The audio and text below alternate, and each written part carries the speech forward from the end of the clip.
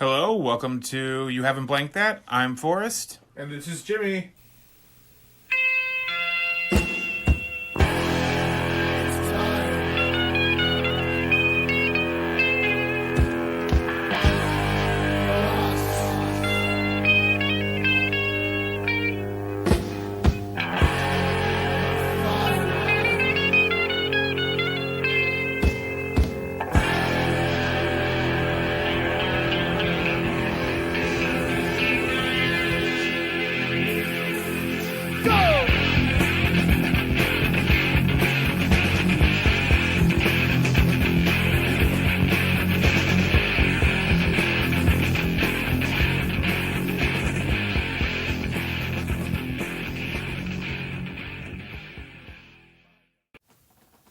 Hey, Forrest. Hey, Jimmy. So this week we watched a little movie called Bram Stoker's Dracula for Frances. Is it Frances? What's his middle name? Ford Coppola. Coppola. Frances Ford. So his initials are FFC? Yeah. It's stupid.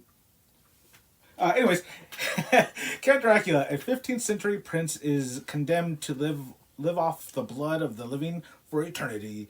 Young lawyer Jonathan Harker is sent to Dracula's castle to finalize a land deal, but when the Count sees a photo of Harkin's fiancée, Nina, the spitting image of his dead wife, he imprisons him and sets off to London to track her down. Does that happen in the book? It didn't seem like I always feel like it doesn't happen. No. The Mina Dracula thing that he added that's separate. Yeah, because I feel like the like up to a point, like Dracula Dead and Loving It was a better adaptation of Dracula than fucking Bram Stoker's Dracula. Yeah, it is, and people keep saying that like this is a faithful adaptation of the book, and I'm like, it's not though. I got halfway through the book. I'm okay, and I'll tell you why. I don't like epistolary novels. Okay. I don't mind every once in a while, like if you got to throw something in there. Yeah. Like oh hey, this telegram came in. I'm gonna read this part so you know what's happening. That's fine. Yeah. But like when that's your thing, like it kind of starts bothering me. That's why I can never get through Frankenstein. Because like the first third of the book, I can't. That's an amazing book. I'm sure it is. That's an amazing book. But I can't do it because that fucking epistolary shit. And a woman wrote it. Whoa. Well, she was like, what, 18, 19? Yeah, something like that. Yeah. And she was fucking... A girl wrote it. She was fucking dodging Lord Byron's cock and was like, oh, I'm going to write this book. Oh, man, Lord Byron, I can't blow you. I've been writing this book. Well, because like for the Frankenstein, there was a bet going on that a woman couldn't write a scary I think they were all betting for the weekend. Or I think it was the whole weekend. Yeah. And then, like, dodging Lord Byron's dick. Yeah, exactly. But, so I got some questions about the book, and then we'll go to the movie. I only got a few questions about the book. So, in the book, they mentioned that, like, Lucy's blood is running out, right? Like, right. they okay, and that's why they had to keep doing, and they do it in the movie, too, the transfusions. Okay, so is that what happens with the vampire? Like, their blood, like, is that what the science is behind that? So, what do you mean? Like, is their blood, for lack of a better term, metabolizing? So essentially, and that's why they need blood, so it can. So a lot of different vampire stories have different like ways of explaining it. A lot of people say it's an iron deficiency because they take the iron from the blood. Yeah. A lot of people say, there was a book that I read a long time ago. Spinach. Right.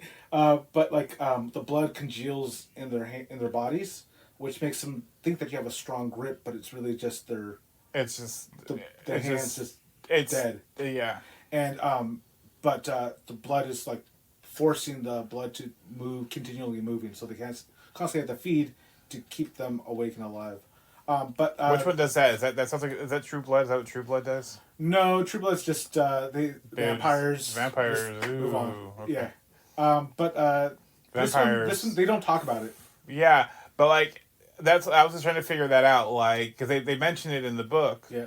And I was like, oh, okay. Also, Van Helsing, I feel, is way different in the book than he is in this fucking movie. I'm trying to... Because in the book, Van Helsing is like that doctor that gives you cocaine for the ghosts in your stool. Yeah. But then he's also like, I'm a doctor and a lawyer who fights monsters. Like, is he the fucking, like, 18th century Buckaroo Banzai? Like, what the fuck is happening? I'm, like, reading all this, and I'm all like, I'm a doctor and a lawyer. Yeah. Did you get bit by a vampire? Like...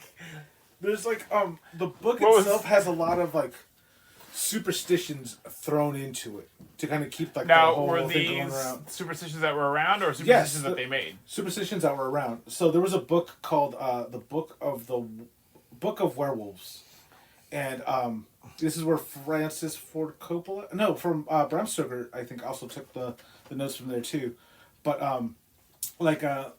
when you see Dracula's palms, remember how like they're all hairy? Yeah. And like there's always like that whole thing like, oh, he's pleasuring himself and he's jerking off. But that's not what that reference means. That reference is going back to the Book of the Werewolves. Because in the book they're saying that vampires and werewolves are similar. Well, yeah, because they turn into fucking werewolves throughout the wolves throughout this fucking book. Yeah, and so in the Book of the Werewolves, I forget. Do I have it? I don't have it. That's okay. But it talks about how the hair grows from the hollows of their hands. And that's how you could tell the characteristics of a werewolf. Because they have short, stumpy fingers, and the hair grows from the hollows. Is it because the hollows is is it like from the like palm. I got that. Now is it because it's the short stumpy fingers because they the paws, yeah, okay. Yeah. Did you watch that Curse of the Demeter movie? The one I did. How was that? Really good. So I heard a lot of people Really didn't good. like it. I liked it a lot. It sounded interesting. And like I didn't put two and two together when I watched it. I knew it was a vampire movie. I'm like, oh, and then when but I you realized, didn't like, figure oh, out it's shit, that like, fucking like it's the voyage from like there to a Voyage to the Demeter or wherever the fuck it was. So who plays Dracula in that, or is it not Dracula? It is Dracula. I forgot the actor's name. Was it okay? It was good. I liked it. I thought it was really good. And like the murders that happen around the boat, and then like do they kind I of won't make ruin it the ending, but I do like it, and I'm like, okay, that's cool. Like it's. Do they make it seem like things are accidental at first, and then it kind of like you're like, oh, shit's happening. You get like a sense of like, oh, there's something on board and blah blah blah, and then like they see the coffins, and then they open up the coffins and it's full of dirt, and then they're like, oh shit, and then some random sailor knows a superstition about the dirt, and then it's like, okay, and then it. But I liked it. The ending is actually really spectacular because it's like. I didn't expect it. I thought it was good. You should totally watch it. But also in the book references like tons of like Transylvania superstitions. Like and some of them are made in the movie too. Like the superstition of the blue flame. So yeah, we'll get to that blue flame. So the blue the superstition about the blue flame is at night. I believe on a full moon, if you see a blue flame. It means that there's treasure buried beneath. But if you take that treasure and you take it home, that curse of Dracula. The curse will follow you, or like demons or devils will follow you to your home. So to avoid them, you would end up putting like coals in front of your doorstep as you walk into your house. That'll kind of ward off like the evils. But then like that's why like people are very cautious when they see the blue flames. Hence why in the book they talk about how it's right outside the house or the castle. Yeah, you see the blue flames. So that's all I had for the book, really. I guess I got halfway through. So let me just cover a couple superstitions because I wrote some of them down. Oh. Helsing in the book and in the movie they talk about Dracula having command of the winds. Yeah. So. Because they're like, oh, there's a horrible fucking storm, and we're gonna run in our 90s and fucking see through. So the movie refers to like Vlad like calling on the winds because like there's a group of I wouldn't call them Satanists, black magicians. They were called the Sholomants, and they lived in the mountains. But the group, the Sholomants, would have a maximum of 10 participants. Show up and go to the mountains and to learn the craft of manipulating the weather, and so they would be able to call down lightning, raise up storms, and do whatever. But the classes were taught by the devil himself, and so being that they're implying that like Vlad was part of that sect. That's why he was able to call upon those winds because like a normal vampire wouldn't be able to like call. Oh no, it's in the movie, not in the book.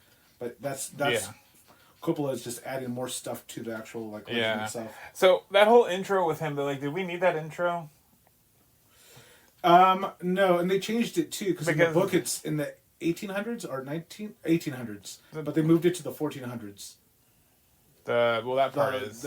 But which part are you talking about? The part at the beginning where he's in his red armor and I'm gonna fucking stab the fucking cross and I'm gonna drink the blood. So that was mainly because when my wife dies, I'm gonna stab a cross and drink the blood that flows out of it. Yeah.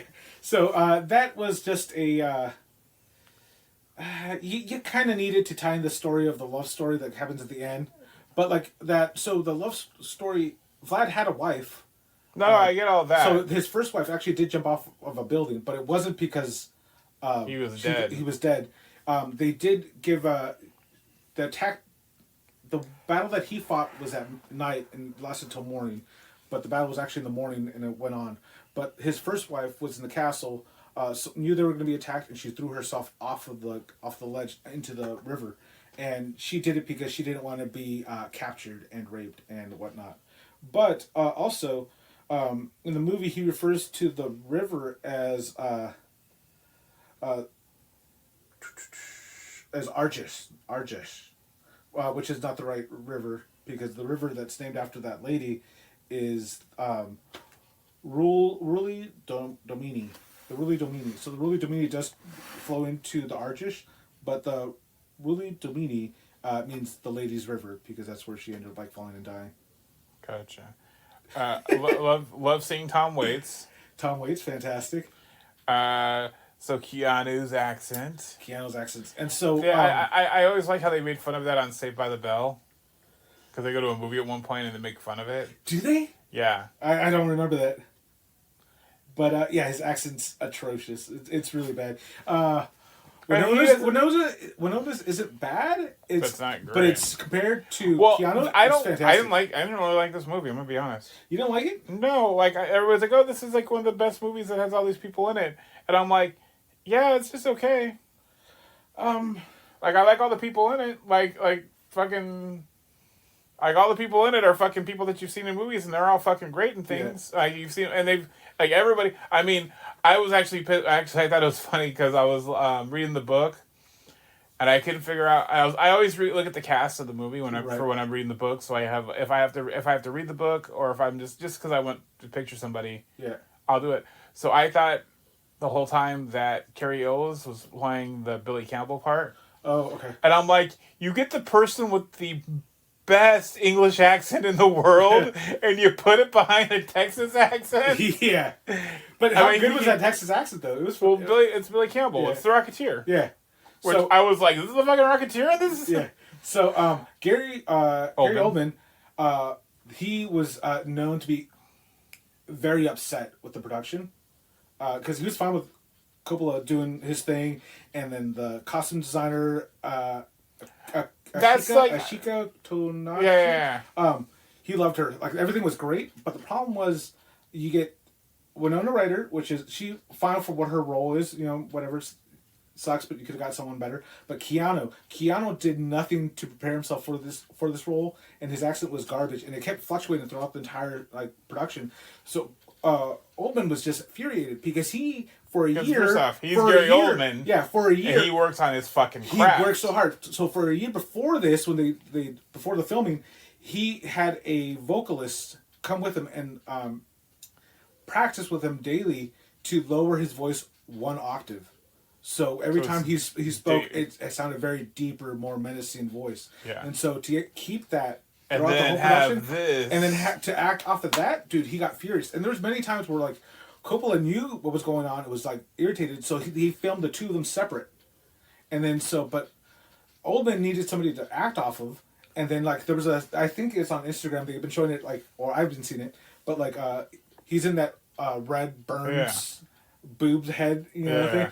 And he's just waiting for Keanu. He's getting pissed off, and then he's like, and then Ford steps in. And he goes, Keanu's not in this scene. He goes, he's in the scene. He goes, well, he's not here. And then like Oldman just fucking turns around and the big old flare with his cape and just storms off. But it's because he was just so infuriated. Like he knows he's a terrible actor. That's fine, but he's gonna work off of him. But he couldn't. Yeah, it was. a lot of issues on but set.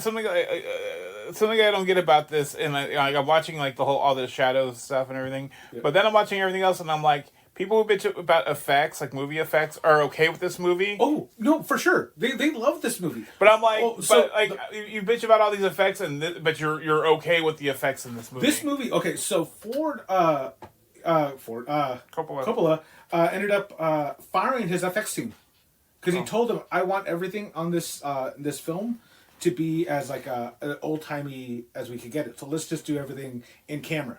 So everything is filmed in camera. Okay. So all the effects are on camera, and they told him, "This is impossible. We can't do it." And he goes, "Are you fucking kidding me?" He fired them immediately.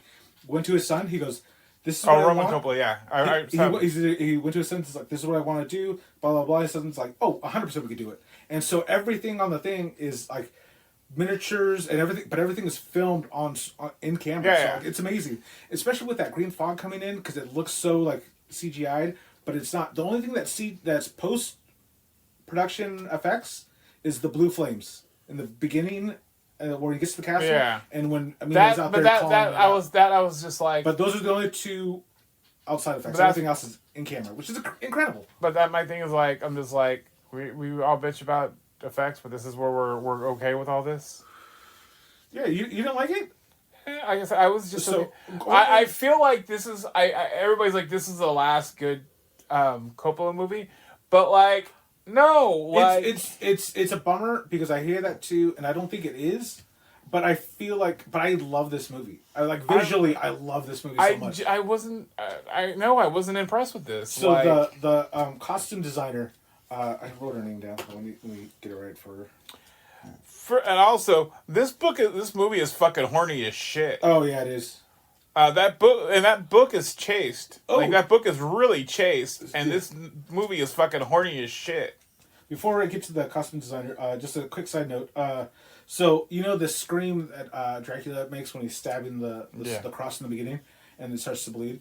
Do you know that's not Oldman's voice? Whose voice is it? You don't know this? I don't know this. Oh, okay, cool. Again, because I've never seen this movie. Ullman actually went out of his way to contact the Cramps to call the lead singer. And he got Lux to do the scream for him. So that's Lux's voice doing the scream in the film. I did not know this. Yeah, I figured like you would have looked it up or whatnot. Did he? I'm sure it wasn't hard because I'm sure Tom Waits was like, I know Lux. Yeah. So yeah, they ended up doing it, and then I was gonna say, the costume designer. Eiko Ishioka. But anyways, she is actually super amazing. I saw this because I always look up random stuff about costume designers that I really like just to kind of follow what they're doing. Some of them I hound online to get ideas to get patterns and stuff so I can make a jacket that I want. But with her, she was in Japan. She was maybe 14, 15, and then she started making her own clothes. Yeah. And everybody was making fun of her because her clothes were just so wacky, and they told her you need to calm down, you need to conform, because in Japan, conformity is key. You know what I mean? And so she said, no, this is what I want to do. I like this. I want to just play with colors and fabrics and do all this stuff. And her teachers told her, you will not accomplish anything in your life, so you need to stop and do this because you're never gonna make it big making dresses. And so she goes, okay. And her mom was like, okay, well, we'll pay for you to do this. And so she ended up going to school, taking all these classes. This is her first run. They saw designs of her other stuff, and that's the one thing I will say I like about Coppola is that he will get big people, but he will look at everything. He'll look at everybody. That's the one thing I respect about Coppola is he'll take a chance on the small person. Yeah, because even now you could buy the red armor, that armor or whatnot. You could buy that. It's on auction right now from I think Planet Hollywood is selling it. It's $4,200 right now. Yeah, so she designed everything, and which is amazing too, because that armor, she just thought it was cool, and so visually he liked it because she's the same designer who did the Cell with what's her face? Oh, is that the same person? The same person. What else has she done besides the Cell and this? Then those are the two big ones. Yeah. And then I'm sure she got the Cell off of this. Oh yeah, 100%. And then but even the costuming, everything that's done there is amazing. And everything is referencing other stuff because at the end of the film when he's in the church with Mina, and he comes out of the coffin, and he's wearing that gold cloak, whatever. That's a reference to Gustavov's painting, The Kiss. Do you know what I'm talking about? It's two people's heads kissing, and then they're covered in a gold cloak. So that's everything was based on like just different. It was amazing. Like visually, I love it. Art wise, fantastic. Can I tell you story wise, it was okay, but acting. I don't think the acting was that great in this. Dude. No, you got you got all these Tom Waits, fantastic. Oldman, amazing. Yeah. Text, fantastic. Lucy's scene with the baby, I thought that was amazing. Okay. This feels more like Tom Waits' Dracula than Coppola's Dracula. I feel like there's some shit in there when it kind of goes because it's kind of spooky and weird, or because it kind of does that David Lynch thing every once in a while. You know what I mean? But it feels like Tom Waits. This felt like Tom Waits' Dracula more than, and for all we know, it is because he was just there. Yeah, and like honestly, but this is all Winona's idea. So Winona was supposed to be in a film with Coppola. But she had to back out last minute. You know what it was, don't you? No. Godfather 3. Oh. She was going to be the fucking daughter.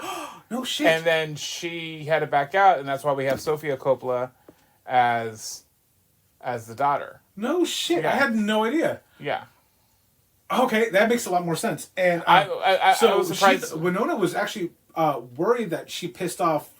I would think so too. And so she came up to him like a year after. Oh, you know what she did instead? She did Reality Bites instead of. I think it was Reality Bites is what she did instead of Godfather. Yeah, or and so because I think it goes. I think it would go like for her Heathers, and then Beetlejuice, and then this. She did another movie that was pretty big right afterwards too. Fucking Heathers.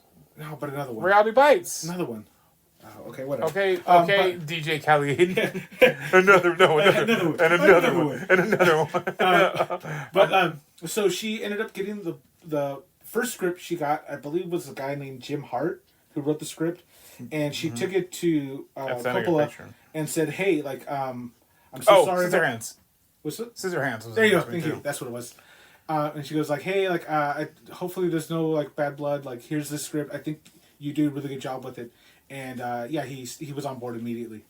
Let me see. I can tell you right now. I'm gonna look at her filmography. But man, dude, like overall, like maybe it's just this movie. Oh, but like I'm just into vampires. But this one, like I was actually. Oh, there's a few. Okay, so it goes Beetlejuice, and then there's a movie called 1969. Then Heathers. So it's Beetlejuice, Heathers. Oh, there's Great Balls of Fire. Oh yeah, she was in that. Yeah. Edward Scissorhands. But yeah, she does. Ever seen Night on Earth? No. That one's good. Oh, you know what? So hold on. When was Godfather 3? I thought Godfather 3 was like 1989, wasn't it? I thought it was early 90s. Is it early 90s? I think so. Here, I'll tell you right now. Maybe it was Edward Scissorhands then that she didn't do. That she did then. That she did instead of that, because Reality Bites isn't until 94, so there'd be no cross. Beetlejuice or Edward Scissorhands. So also like I don't know, like there's a couple things that were added that people just threw in. Like one of them off the top of the head is when Mina's at that recital thing and the wolf comes in. Yeah. So obviously he was sent in via Dracula because he commanded to show up. But he called the white wolf a strigoi, and that's a Romanian term for a vampire. So it's kind of like, hey, FYI. But also, Oldman, he was the one who was like, hey, like, you know, vampires, you know, blah, blah, blah, bats. So let's just put Dracula in a bat costume. So that bat costume where he's in that creepy, like... Where he's fucking her in the graveyard? Or no, that's the werewolf thing. But like... The half werewolf, half werewolfula. Yeah. But like the one where he's like he's like a grown man but has a bat. That was just Oldman's idea, and they said like it'd just be so fucking cool. Like we'll get makeup to do it, and then Coppola was like, yeah, let's just run with that. Like it's a good idea, just because they wanted to get as many vampire references as they could at the time, as well as like make kind of tie it into the story. Yeah. But like I do like this collaboration of everybody throwing in ideas and like it coming into the film because like you see it like everybody's. The film is, I think people like it because it was just so dark and like more real. But look, it's half responsible for a genre of music. Let's not act like it wasn't. but I was super disappointed when I learned that the Mad Magazine parody wasn't called Hamstroker's Dracula. What was it called? Yeah, it was just Bram Stoker's. We take the air out of Dracula's wings or whatever it was. Also, but Dracula didn't loving it is great because like the best scene is again Lucy's scene in the cemetery where like he stabs it, all that blood comes popping out. He goes like, oh, location. That was the other thing. So this one, I always pictured this movie to be a lot bloodier than it was. Like I don't know why I did like when I was a kid this movie like I did not want to see this movie as a kid because you thought it was gonna be gory. Yeah. That's the vibe I got off that movie was that it was gonna be gory as shit. Yeah, and I'm like, oh, this is it. It's very sexual. It's horny as shit. Yeah, dude. It's like this is like one of the horniest. If I could say there's one horny movie. And Frances Ford Coppola. But I think they took the horniness just out of like the old Lugosi's Dracula. But it also feels more like Cape Fear than Dracula. Ooh, yeah. Yeah. It feels a lot more like Cape Fear than Dracula to me. Also, why the fuck in the middle of the movie is there an Absinthe commercial? Yeah, there is. But it's just like they're trying to show you like the time. Yeah. And then it says, "Sin on screen." Absinthe. Yeah, but like I was just like, the fuck is this? Yeah. But like, where's Hansel? Because like he needs to be the brand going. Absinthe. I see Hansel, but where's Gretel? I didn't know they made a second movie of. Oh, it's not good. Yeah, I tried to watch it. I stopped. The cartoon, if you can find the cartoon. Zoolander 2. The Zoolander. Oh, there's a cartoon? Yeah, the cartoon's better, and it still has his dad. I forgot, was his dad still alive in the new one? The second, yeah, he was still alive in the two, but he's in that cartoon. Oh, okay, I'll check it out. I think the cartoon was the last thing his dad did. I think the cartoon came out after, but the cartoon was better than the movie was. Oh, okay, but like overall, like, because I even now I'll still I'll scour the internet for like true vampire encounters. And that is a rough go because you get people saying that they're vampires and blah, and all this random like people making up stories, and you're like, okay, cool. But when you find a real story, then you're like, holy shit. Out of how many? Okay, so about how many do you feel bullshit stories do you hear like over 98% of them are bullshit stories. You get some legitimate and stories. how can you tell the difference between bullshit or not? Some of them are interviews that somebody else went through, and I'm like, okay, yeah, because like there's certain things that there's interviews with some vampires. No, not with vampires, but victims. So, especially in New Orleans, if you go to any like local person, Nolans, if you talk to any local person, they'll tell you that they believe in different stuff. Like I believe in the Fae, no doubt. That's why I don't like I'm sorry, the what? Gnomes, fairies. Oh, okay. Yeah. So like gnomes, I don't like them because like there's tons of videos of like gnomes in Mexico just running around. Like they creep me the fuck out. I don't like them. I don't like them at all. What? Is this why you don't like little people? It's not little people. No. I know it's not little people. I'm aware of what a fucking gnome is. Yeah. And what a little person is. Yeah. I'm doing height measures. Now I'm aware of the difference between the two, but you famously don't like little people. I don't. It's probably because of that. But like I really don't like. I do not like. Because little people are like giant gnomes. They freak me out. Yeah, dude, they freak me out. So explain the gnome thing. Like you've seen videos of gnomes. Oh yeah, I've never shown you these videos. No. So in Mexico, they're called nanitos. Okay. I'm gonna ask you questions. And there's multiple. I'm gonna ask you questions. Yes. Now I've only seen white gnomes. Are they? They're black. They're jet black. They're jet black. Some of them are like browny, greenish color, like they kind of look like plants. So they're not veterinarians. No. But like they don't ride foxes. I don't know if there's any. Probably. I think they'd be too scared of them. The foxes or the gnomes? The foxes would be scared of the gnomes. But like yeah, dude, like it's just like they're like the size of Booger's like bowl thing. You know, they're tiny and they're even tinier too. Yeah, Yeah. there's baby ones. Yeah, no, they're not. They're like how to like it's So- creeps me out. Well, let's explain them. What do these gnomes do? I mean, something that small running around. They just start to wreak havoc and they bring a menace with them. So if you as soon as you appease them, you're stuck with them, and now you continue to have to appease them. Otherwise, they'll wreak havoc for everything and everyone, and they'll follow you around. And then there's a tale in Guatemala, I think, or no, maybe Guanajuato, somewhere maybe it's in Mexico, but about this guy who was in it was the early 1900s, where he was walking back from playing at a wedding or a festival, and he took a shortcut through the woods to get to his house. And when he did, he saw some gnomes, and he was freaking out. So he kind of backed up, and then he started playing his mandolin, and they were tossing gold coins at him. So he just kept playing, like not a big deal. And then like once he was done, the gnomes just kind of took off. And then so he just like fuck it. So he collected the gold and just fucking ran back home. But when he got home, just like with like when you deal with any fae, they'll fuck with you. So he came back to his house, but when he opened the door, the door was locked and he couldn't get in, so he knocked on the door and his wife opened the door, but she was old. And then like he was like, what the fuck's going on? And then like he realized like 10 years have gone by, and she married his friend and they had a family, and he still looked exactly the same when he left. And then he goes like, no, and he tried to tell her like these, like I ran into these like nanitos in the woods and I got scared and I was playing for them.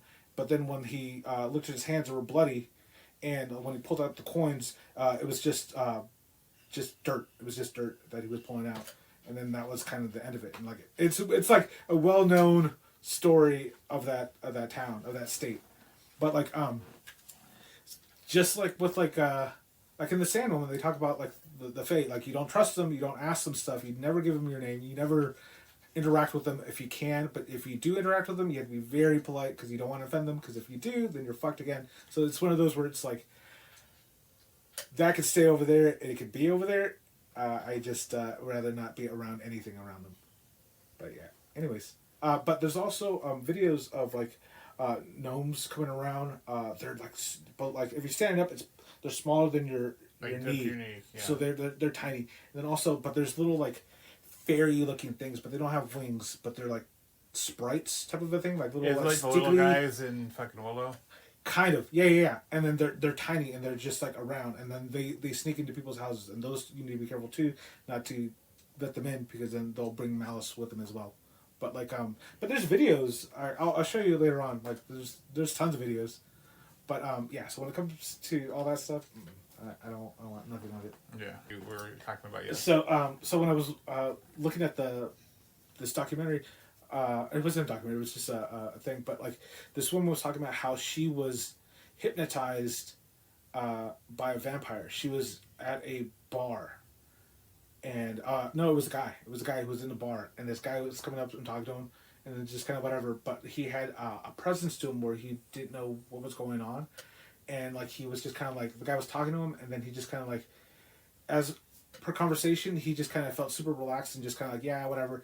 And they walked outside, and then that guy asked him for a lighter, and he goes, I don't have a lighter. And then like as it was going on, he kind of kept leading him away from the bar into the parking lot, into like in between these cars, and his buddies came out of the bar and kind of were looking for him. And this is obviously that kind of dirt road parking lot type of thing. And they see him, and as they look over, like they're like, hey, what are you doing? So as they go over, the guy that let him out was pissed, and he like opened his mouth, and he was about to like bite the guy, but his mouth were filled with like teeth that were like needle shaped, and he was about to like bite him and take off with him. But then like once his friends ran over to him, that guy jumped and landed like I don't know, far away, but landed on a car. Heard the car crunch because it landed on the roof, and it took off. And then like he goes, I knew I wanted to leave, but like I was so in like in the middle of just following him that I just followed him. So this other story is about a woman who was wanting to become a vampire after being around a vampire. And so Like you do. so this woman was like dating this guy or seeing this guy. They ended up started dating. I don't remember how it started, but they were dating, and he was always just weird and just kind of just always kind of keeping himself at a distance but available, but always wanting to be around her. And she was saying that like, you know, it was like he was just odd, and that he'd be in the room, but she wouldn't be able to feel him in the room. Do you know what I mean? So she didn't have that sense of like, oh, he's here. I mean, he had zero presence. And then so, but at times she had full on realizations that she was, when he wasn't around, she knew somebody was around and in the same room, but she couldn't see anybody and she couldn't hear anything. So, but she always had like a sense of people coming in the room. So he ended up inviting this lady to a party. And like, you know, he ends up telling her that he's a vampire, and she's like freaking out but not believing it, kind of like whatever. And he goes like, no, like it's, and she goes like, I can see your reflection, all this other stuff. And he goes, well, yeah, like I'm you know, like I'm flesh, you know, I have a body, so like, of course, you know, like that's all superstitions. But he says, she says, well, can you make me a vampire? Well, I'll stay young forever. And he goes, no, that's not how this works. You can never be a vampire because we're not humans. We're something different, and but we've been around the same time. But the same thing too, where he told her, it's like, do you want to see my true face? And she said, yeah, I want to see it. And then he just kind of, his face changed into his real face, and it was like this demon-y looking face, kind of like a goblin looking face, and it had all these rows of just sharp teeth. And it was, and then she freaked out and she was like backing up, and as she was backing up she was panicking. And then at that point she realized the room wasn't empty, it was full of like random other beings, and some of them had the same face as him, and some of them were still human or had the disguise of being a human. And she freaked the fuck out, and she says like and she couldn't handle it, and like he told everybody to leave, and he put his face back, and then she could not handle being around him. She refused his calls, she refused to contact him, and he just kind of disappeared. But like there's like many stories of like these beings being around for so long. Like Saint Germain, in the 1500s, he was around talking stories in court about the crucifixion of Jesus as if he was there, and he was like doing all this different stuff. And then later on, like a couple hundred years, or like the story was, that one's interesting because he was in court, and there was this young lady there fascinated with his stories, and he spoke all these different languages, and he was rich, and he just kind of like had a flow to himself. But then 100, like maybe not 100 years, but like maybe like 60 years or so, the royals died, the new royalties in and whatnot, and this guy comes in saying he's a relative of Saint Germain, but one of the ladies in waiting, or one of the old maids that are now there in court, was a lady in waiting back then, and she remembered and knew it was him, and by talking to him she knew it was the same guy. And he was just kind of laughing and all, like, oh, you know, it was like, we just look alike, you know, whatever. But it was the same person. And like later on in New Orleans, and like the early 1900s, Saint Germain also appeared back in New Orleans, being there. And like, so that's why you always get these like rumors of these like immortal things being around that are kind of there. And a lot of people believe that these vampires are just like the offsprings of like the not Nephilims, but like the bastardizations of like the Nephilims. Do you know what that is? No. So when God cast out the devil and a third of the angels to earth, like whatever, so those angels were corrupted, and they ended up taking human wives as lovers. And their offspring, they had kids, and those offsprings are Nephilims. Are they're Nephilims, and some of them say they're giants, but like those offsprings are part divine, part human, so they don't age as much as normal people do. So most people are assuming that those vampires that you're seeing, those demon things, are the offsprings of those angelic beings mating with people. So like that's like, but like that goes along with like Islamic ideas about like, you know, the demons and whatnot. But like it's all just, but those two stories that I told you are very close to the real stories I hear about vampires. because a lot of times you'll just hear people just saying like, oh, he had two sharp fangs. Like everything's always movie related, but it's never nothing. Everything's the same. But these two people didn't know each other, and they had the same story about the teeth. You know what I mean? Yeah. So it's like it was interesting. But yeah, I like vampires. Anyways, so we asked a question. Yes. Hell dog, where would we put him? You know, if I can lose anybody, it could be Richard Grant. It could be Dr. Seward. Okay. And I like him. Don't get me wrong. I like Richard Grant and other things. But I think I can lose him because we're not getting rid of Tom Waits in anything. No. We're not getting rid of the Rocketeer, and we're not getting rid of Cary Elwes. No. Let's see. You know what? And we're not getting rid of Helsing. I would say that'd be pretty funny, but yeah. No, I would probably pick. Who would I pick? What role can I'm saying Dr. Corey Seward. Feldman show up in and just dominate? Dr. Seward. I would say Jonathan. Yeah. He can't do any worse than Keanu at all. You know what I mean?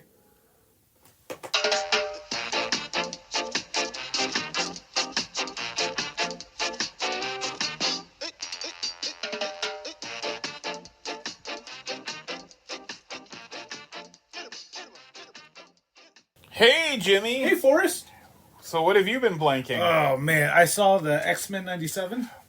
Did you get my message I sent you? Which one? About why does Gambit look like you on a fucking Sunday? No, I did not, but I like You didn't see that? No, I did it I on sent Facebook. Yeah, I sent it to you on on Instagram. I'm all because we're watching it, and I'm all, hey Lisa. She goes, what? Because he's wearing like that half shirt and everything. And I'm all, hey Lisa. And she goes, what? I'm all, why the fuck does Gambit look like Jimmy on a fucking Sunday when he has nothing to do? And she goes. There was like a meme that made me laugh, or a video. It was some guys like I sent that to you. The men over 40. Yeah, the men over losing their mind because of the Gambit. Yeah. Oh man! I sent that to you. I sent that to you, where he's wearing the trans colors. Yeah. So funny. So, what do you think of the X-Men show? At first, I was not a fan of it. I was like, Which one did you like? You I liked the first episode? Well, yeah, because it was like, okay, like we're not gonna talk about where things are going right away, like what's happening. But well, it's just you know what? Yeah, I think they just assumed everybody was gonna watch it. You know, when it came back on, and there's a good portion of people who probably did. Yeah, I never saw the ending of the original. Yeah, because they switched channels. They got weird and like it's the same channel. Then it stopped, and then it jumped over to no. I think it's no. It's they moved times. I'm sure. Yeah. That I'm sure of, but it didn't move channels until like it was on syndication for a bit. So there was a lot of it that I didn't see the ending either. So I'm assuming they just assume. So they just say that he. Well, no, he didn't die. He went to a different planet. Oh, okay. He poochied it. Yeah. But I don't think he died on the way to his new home planet. Yeah. Okay. He went to that planet, and I'm sure he's gonna be back. I like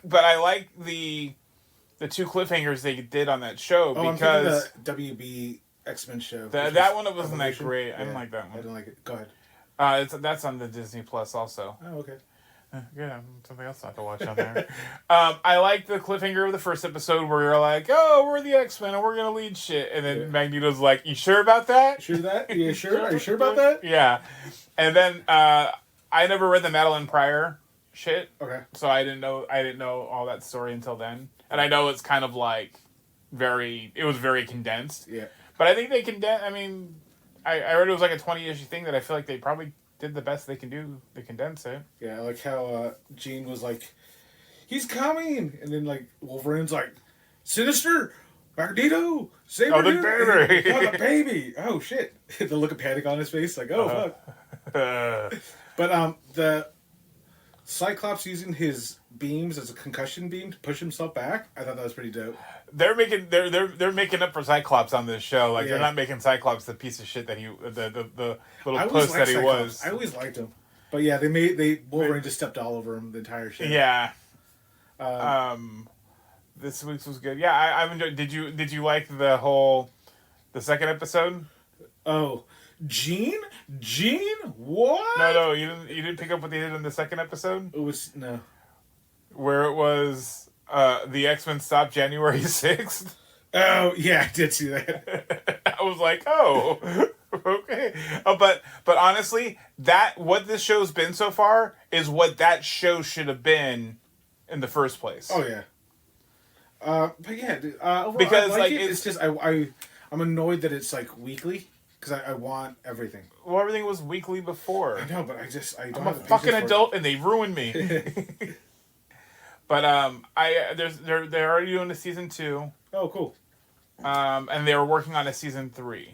But okay. Yeah, so they're story wise because they didn't get approved for 3, or did they get approved? No, that guy who got fired was working on a season 3 already. Oh, okay. Season 2, like, they finished and he just started season 3 and then he got fired. Oh, okay. Oh, I've also been watching a show on the Peacock. What's that? Called Traitors. Oh my god, you watched that fucking show? So I watched the season 2 of the American version, season 1 of the Australian version, and who's the host of the Australian? Because the American I know is Alan Cumming. So first off, how amazing is he on like the show? Lisa got like that sassy. Lisa got like 5-10 minutes into it, and she's like, "I'm good." Oh, dude, that sassy that's piece how, of shit with his wardrobe. I'm like, calm the fuck down. That's how I watch. Because I was like, oh, he had that face from a distance. What did you think it was? Pee-wee from the fucking 30 Rock episode? Like, yeah, and I was like, how old is this show? But like, but yeah, no, I like it. The cattiness of the gay guy, the host, is it's funny, but it gets kind of like, all right, we're done with you. The Australian guy is just some handsome Australian guy. TV host. Oh, just random dude. Eric Bana or something. Yeah. And then, but it's the twist on like it's all by chance. You know what I mean? Because like you're voting people out randomly and people are manipulating things. So it's like that's all that the ending of the Australian one. Good. The season 2. Did you watch that False Love yet? No, not yet. I only trash TV is only when Lisa's watching it, and then like. If I hear something, I'll kind of stop and look.